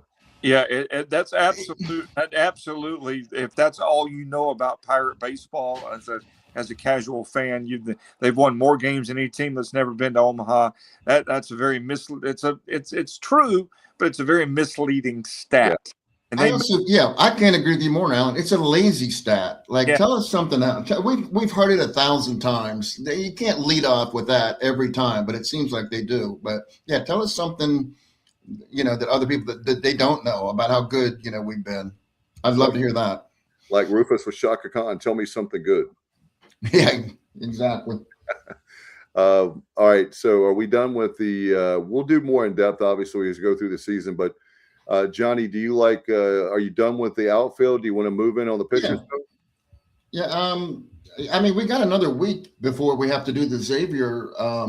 You want to wait, save the pitchers for next week? Let's do the pitchers next week because I just at this point we've spent, we've done the position players, and then it would give us a quick chance to talk about the. Well, are you aware of like the walk-up songs? What players are doing what? Yeah, I haven't looked at it like I should have. I'm sorry, John. Oh, okay. Well, we can table that for next week too. My favorite, and I'm just going to go ahead. Whoever's using "I Was Made for Loving You" by Kiss as a walk-up song, I think that's fantastic. Well, that would be Mr. Charlie Hoagland, one of our new pitchers. Yeah, that's great. And before we leave, I want to ask you guys, if you were playing baseball at East Carolina, what would your walk-up song be? Oh man, I've never thought about that. I'll have to. Yeah. Okay, I got it. I'm going out on a limb here, and but I don't know what it is, but it just like like when you think about a walk-up song or entry song, like for wrestling, for example, the Road Warriors had Iron Man, right? That's not the song I'm going to pick, but I'm just saying that it has to be something that really maybe fits you or it pops. And I know this is going to shock Alan when I say this song. I love the Salt and Pepper and In Vogue song, What a Man. I love that song. Yeah, What a Man would be my number 2. My number 1 walk-up song would be Mac Davis's It's Hard to Be Humble. Oh, yeah. Well, what about you, Johnny? What would be your song? I'm not sure. I'd have to think about that. Probably something with high energy, and probably something maybe a little newer. I know. Wait a minute. He is Alan. Johnny Robertson is. I thought that I was a big Southern rock fan, and I know Alan is, but I think Johnny Robertson's got me beat on that. But there's other stuff out there. I don't just listen to that. I mean, I love that the most. And I'm still like one of those dummies that go out and see Marshall Tucker and the Atlanta Rhythm section that have like one remaining member. And look at our age. I mean, that's what's going to happen. First of all, I know. Leonard Skinner, I've seen, a lot. And I like, with these bands though, I don't like songs that everybody else like you hear 1,000 times. I like to dive deeper into the catalog. I agree. That's where you see where the talent is. And I'll say that with Leonard Skinner and Marshall Tucker. They're some of my favorite songs. They're ones that people probably have never even heard before. But I will say this: as a Southern rock fan, there's one song please do not pick, and that you probably know where I'm going, but don't do Molly Hatchet. Flirting with Disaster. Please do not do that song because that would not be good for baseball. You're probably right about that. Great song, just not for our baseball team. I love Colby Wallace's. He's my number one. He's got my vote for best. What is it? Okay, this song came out probably 12 or 13 years ago. It was in some Marvel comic movie, but it's called Bubble Double Trouble by MIA. And I'm telling you, man, that first 40 seconds of that song, it's got like a little reggae groove to it. You should go to YouTube and listen to it. It's excellent. But what I love about it is he's telling everybody they're having double trouble with Colby. He's going to get him from the mound and he's going to get him from the batter's box. So I like his message, double trouble, bubble. And he's going to be double trouble for a lot of teams this year. And I just think very creative. It's a great song. And I think he gets the blue ribbon. I do like Courtesy of the Red, White, and Blue, but because Toby Keith, he deserved that. Was Brett Antolick. I'm reading phonetically here. Brett Antolik chose that one. I thought that was cool. And then, Parker Bird came up with a song called War by Caleb Burton. And it sounds like, it doesn't sound like an inspirational, song would be called War, but he's talking about the war, with faith against the devil. And it's is anybody surprised that Parker would come up with something inspirational like that? But that's another great one. And I hope we get to hear it a couple times this season. No doubt. And it's last year, so we definitely want to. It'd be really cool to have another moment like we've had a couple of times with him already and Clark LeClaire. By the way, guys, this is definitely true.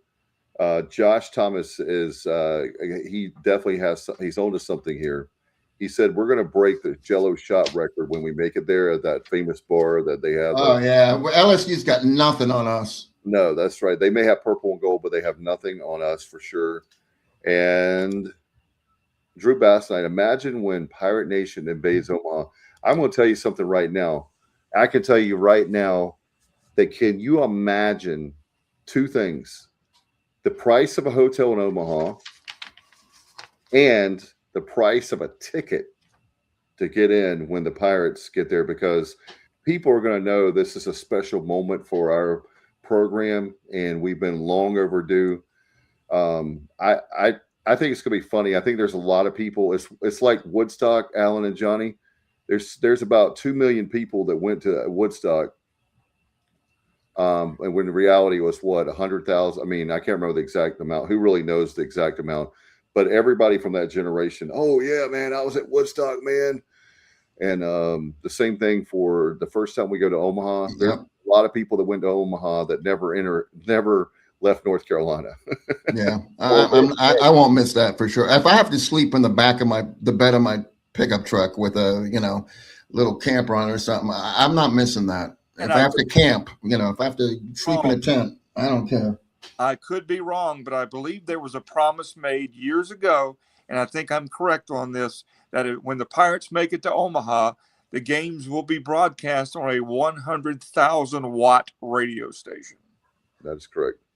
So I think I heard that if ECU goes to Omaha, when that happens, maybe that the games will be on 107.9. Oh wow. Yep. How about doing that every year? But I'm wrong. I apologize, but I think I remember hearing that promise. I love this. Josh says we secure an Airbnb every year just in case we make it, and then you just cancel out on them, Josh. Is that what you do? Like, do you give them like a little change? At least give them something for the weekend, or how does that work? Or you just wait till like 24, 48 hours notice and say, I'm sorry, we didn't make it. Well, I mean, I guess after the regional, you can let them know, or super regional, but Yeah. that's really cool. I haven't heard that, but Josh is a tremendous fan. He is one of the best. So guys, so what do you think? Go ahead, Johnny. I was just gonna say, it looks like I have a place to pitch my tent now. If Josh might get an Airbnb, Well, here's what I was thinking too. Like, if I have to sleep in the parking lot, I mean, and shower at the YMCA, if that's what we have to do, we'll do it. So, my sister has been to Omaha more than me. She worked in the athletic department at Florida State when Dave Hart was down there. And he says, yes, we have an agreement with a guy, and he's always able to rent it to someone else. Okay. All right. That's cool, Josh. You gave us an inside scoop on what we need to do. So what we need to do, guys, is get a whole bunch of guys, and we'll chip in the money. And then when we do get to go, we'll be like in that small house or whatever it is, the Airbnb. But whatever it is, it'll be definitely worth it wherever we are there in Omaha. And Othello Meadows told us years ago on the show that whenever we do make it to Omaha, he's going to find it. He told us about a sports bar that he's going to help us secure, and we'll do a show from Omaha. So there you go. Omaha will turn purple and gold. I'm telling you that Omaha has never experienced Pirate Nation, and they're going to feel it whenever they, he says, start looking for them now, though. Okay. We can do that. We can do that. And Dave, nobody's ever experienced you and I with about a half a dozen Jello shots or more. So I don't even know if I've ever done it. I've Yeah, got I'll let you have all. Well, Dave, I'll tell you what, if you're going to Tuscaloosa, Yes, I am. we'll take you to Harry's Bar. You can get a paint bucket and some Jello shots. That'll get you primed for Omaha because they know how to do Jello shots and they know how to do all kinds of drinking stuff in Tuscaloosa. So if you're going down there, it'll get you conditioned. All right. I already have my tailgate spot picked out in Lot D, Josh Thomas. He says so. I'm telling you, he's hardcore, man. We got to give props where props are due. and he's a super fan, and that's great. That's great. No doubt, and we're going to look forward to the season, fellas. I'm very excited, and like I said, Johnny had a great point earlier in the show that let's go ahead and get the bad weather over now, and then on Friday the 13th, February, again, wear your favorite horror costume, wear your favorite Halloween costume, and they're like, why are all these people coming in with a Halloween costume? Plus, it's Valentine's weekend. That's right. So you can take your Valentine to the game. And Yeah. do we have any promotions on that on Valentine's? That's not a good thing, though, to be honest with you. What? It says I love you, like catching a foul ball at it. The Valentine's Hey, Day hey thing. baby, I was going to take you to the really nice restaurant, but here's a baseball. Yeah, here's a base. Have a hot dog, my darling. Yeah. The nachos I hear here are great. So we'll try the nachos. Yeah, that's I took her to a couple of Pirate baseball games on opening weekend, and it was so cold. I don't think she'll ever go back. So Lisa, we love Lisa, but I can understand that. yeah, no, it was brutal. Alex and Bubba and Kyle and Jessica, we went.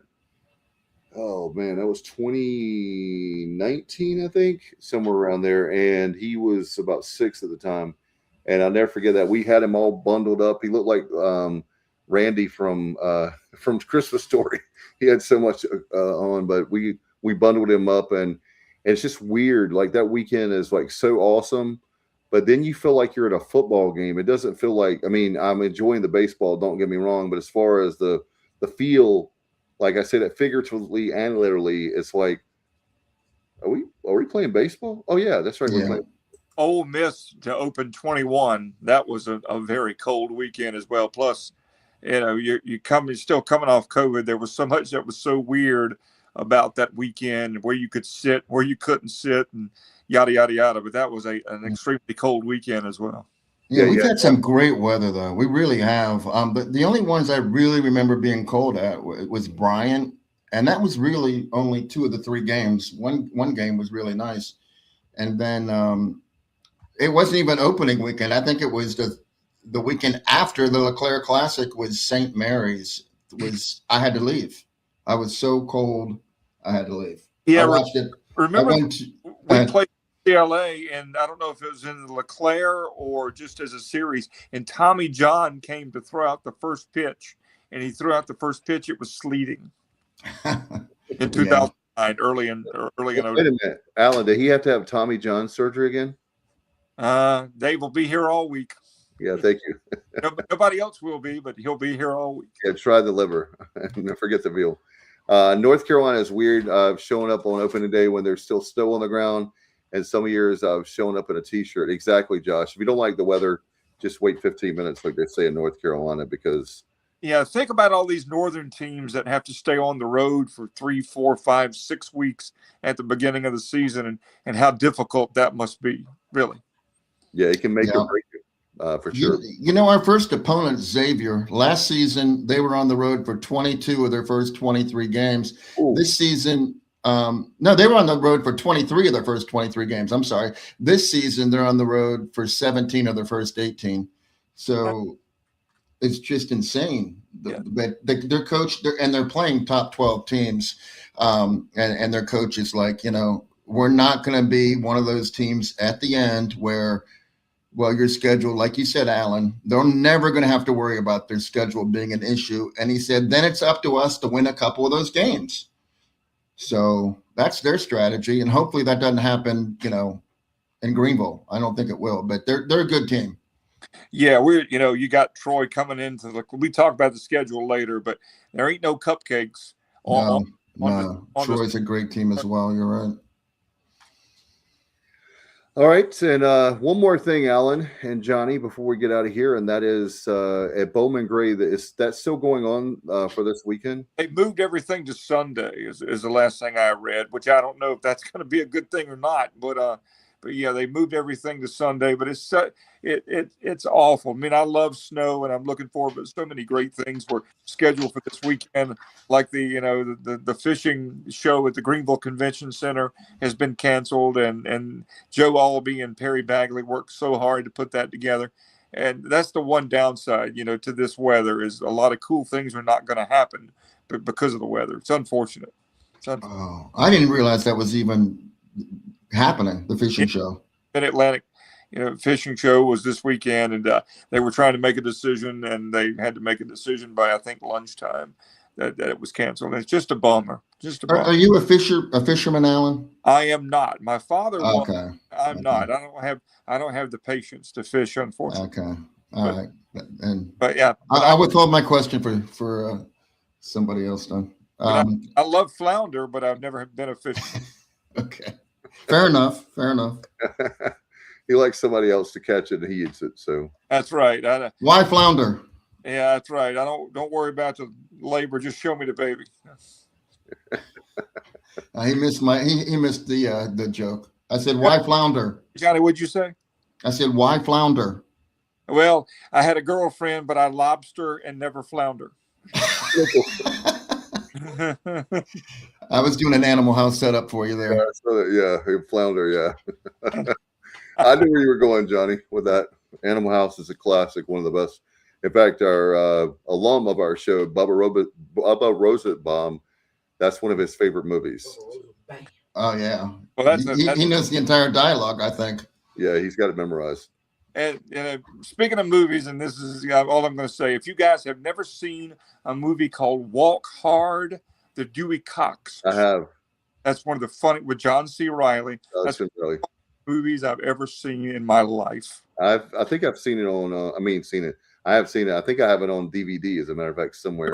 If you're a music geek like I am, it is absolutely hilarious. It's a funny movie. Hilarious. For sure. That, and with the bad weather, that you can be watching a lot of movies, and obviously, unfortunately, we don't have. Is the Pro Bowl this weekend? I haven't watched it in years. I wouldn't know. I can't remember now. I used to love it, and now it's just they've really. I mean, it's gone from bad to worse. Like I would just wish they would bring the football game back, this 3-on-3 or the flag football, and I don't know. I like that kind of stuff. Like you were talking about, Alan, when you're talking about the big thing there at Bowman Gray this weekend with NASCAR, when they have like a lot of weekend activities. I think that kind of stuff is cool. It's kind of like the icing on the cake. The cake is going to be your game, but you have all these other little events that like really make a nice weekend. But the Pro Bowl has just been, oh my gosh, it's anyway. I think the women's game has been moved to 3:00 tomorrow in Charlotte. Is that correct? I think I'm correct. You may be, and they've been doing very well. They lost the other night, but Josh says you don't want none of this, Dewey. I love Josh. You are the man. And that is just watch that movie if you've never seen it. It's funny. I haven't seen it. I saw it when it first came out. It was really, and Jeff Diamond and I went to see it in the theater right before Christmas in 2007, and I laughed so hard it was embarrassing. Oh man! All right, we're gonna get out of here because we're it's about 10:00 is my bedtime. So not really, but if you want to believe that, then you can believe that. So do you guys have any final thoughts? Well, I'll start with Johnny, being Haymarket, Virginia. By the way, Johnny, is the power still on? Do you have like heat? Oh yeah. See, that's the thing. In Greenville, power, everything's underground, and I feel fairly secure that there's not going to be a power outage down there. Up here, anytime there's ice, it normally results in a power outage that could last for, an hours or days. So that didn't happen. So I'm happy about that. So I just hope that Greenville gets spared to some point. Yeah, here's the thing. I like bad weather. I think Kyle's the same way. I like to be in bad weather, when I'm at home and I'm safe. Like I like thunderstorms. I like snowstorms. I like all that. And now I feel like I'm missing out on this Greenville blizzard because I should be down there, experiencing it firsthand. But I had to come back here, and my wife elected to stay behind because she doesn't believe that they said that last weekend and it didn't happen, so it's not going to happen this weekend. So we don't even have a snow shovel down there. So I'm just hoping that Greenville's spared, and so I don't have to, spend hours on the phone with her trying to get her through it. Greenville Utilities does a good job, and they're pretty spot on. Like Josh says about getting the power back on quick. So if it does go out, and again, shout out to all our law enforcement, all the people with DOT. Please help me if I'm forgetting somebody, you guys, but law enforcement, EMS, firefighters, anybody that's with civil servants, obviously our folks with utility, with the power, they're working their tails off, and we can't say enough, and we'll probably say that again on Sunday night, but we appreciate you very, very much. I want to encourage everybody to take care of your pets. Yes. Warm place to be. They suffer in this weather just like we do. So please look after your pets and make sure that they have some warmth and a place to stay warm, please. I never know when Alan was going to make a joke. I thought he was going to make a joke about something. No, I'm with Alan on that. I know he's not joking. I was getting ready for Alan is like the king of one-liners, and I thought the way you looked, I was waiting for the punchline. And Alan, that is the reason why my wife didn't join me on returning to Virginia, because I have to figure out a way to make like a path or a maze or something in the backyard. It's crusty, frozen. I'm thinking of getting a flamethrower or something. I don't know how I'm going to do it, because, or maybe just like a metal hoe and just like break the ice and then just try. I don't know, but I got to they can't go outside. There's no way that a dog could be in my backyard right now. There's no way. So I got to work on that. And yeah, you're right. I love that you mentioned the animals, because I hate to see dogs outside when it's cold out. Yeah. If anybody leaves their dogs outside, they deserve to have to endure the same conditions that the animal endures. That's right. When it's like 17 degrees outside, and that's and then the wind chill this morning, like some of these wind chills like get down to like the real feel like 4 or 5 degrees. And just imagine, we don't like being out there for a handful of minutes, much less hours and hours and hours. And I hear people that are so ignorant go, well, they got a coat on. I'm like, I know they have fur. I get that, but it's still cold as all get out. Like, I'm sure they can survive. I'm sure they can find some, shelter, some comfort. I'm just simply saying that when you love that animal, they're like our family. And our dog, we've got cats, and even guinea pig. Well, the guinea pigs are obviously inside, but the cats come in and out. And when my male cat, he loves to be outside, but like this morning, I didn't let him outside. It was 17, I think it was 17 degrees when I woke up this morning, 20, somewhere around there. So I'm not going to let my cat, it only got up to 40 today, but the first few hours were a little tough this morning. If you leave your animal outside in this weather, you don't need an animal. You don't deserve to have an animal. Yeah, Alan, I wonder why people have dogs that don't even take care of them, or don't even attempt to take. I just don't even know why they even have one. Is it? Yep. I don't get it. My dog, I have a coonhound that I got from the Pitt County shelter, and I don't, he was a mess when I got him, but he's got his own double bed. Like, he's got his own human bed that he sleeps in. So he's well taken care of. And I know that everyone's not going to go to that extreme, and nor should they. That's probably a little bit much on my part, but you love that animal, so you're going to do everything you can to make sure that animal loves you unconditionally. So you need to love it unconditionally. True. That's what I said. I feel like what's the Joan Emery from the San Diego Zoo that used to be on Carson. Oh yeah, She was great. She was great. yeah. I love that's some of the best Johnny Carson stuff ever. Is when he had her on and the look that he had when those animals like. That was like that's priceless. I hadn't thought about her in many, many years, and to see the way Carson would look at the camera and be able to sell that, man, classic television for sure. All right, I know this has been classic television for you guys. Appreciate you very much. We're going to be back. Don't forget, we'll be back on Sunday night with. Hopefully, Kyle is stocked up. He left us for. He sold out. He left us for the grocery store. The grocery store is more important than a show. Are you kidding me? There's no more Little Debbie snack cakes in a 20-mile radius of time now because of the impending snow. Where would you go, Dave, if you lived in Jason? Like, what would be like? Would you have to go to Goldsboro? Where would you go? I would think Goldsboro. Kinston. Yeah. That's their Goldsboro one. Snow Hill has a Snow Hill. A Piggly Wiggly, they do, don't they? Snow Hill does. Yeah. I mean, you can't beat Piggly Wiggly. They need to be a sponsor on our show. Don't you remember, Alan, the Piggly Wiggly post-game scoreboard we did for a few years? Absolutely. I love the Hoggly Woggly. Yeah, exactly. So we need to have them on the Sports Objective. And if you want to be a part of the Sports Objective, you can simply email us at thesportsobj@gmail.com. Don't forget, you can like us on Facebook. We're on Twitter, Instagram. We are on MySpace. Not really. But anyway. Next week, we'll talk about some pitchers. We got some, too. We got plenty of them. And we'll have Justin Butts back, and hopefully we have Kyle back off of injured reserve or shopping reserve or whatever he is. He finally just got out of his meeting. Okay, Justin, we forgive you. He was working on his umpires meeting, so he had to be there. And that's important. Yep. Totally, Justin. But you had a good reason. You had a good excuse. Food Line wasn't bad at 2 p.m. He stocked up. Josh did on plenty of pirate beverages for the weekend. And I tell you what, there you go. There you have it. He's going to watch snow and he's going to drink a beer.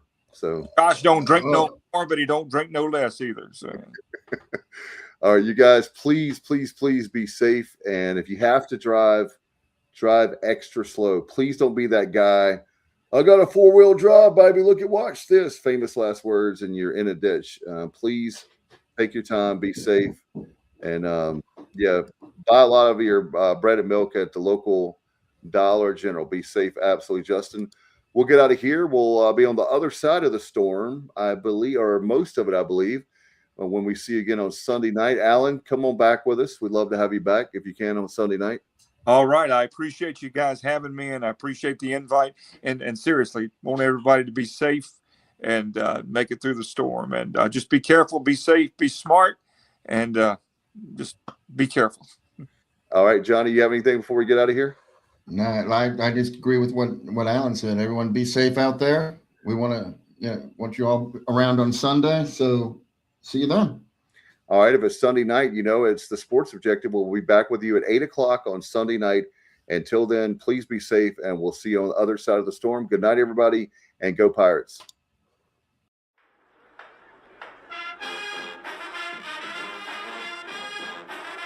You're watching the Sports Objective, the podcast for Pirates.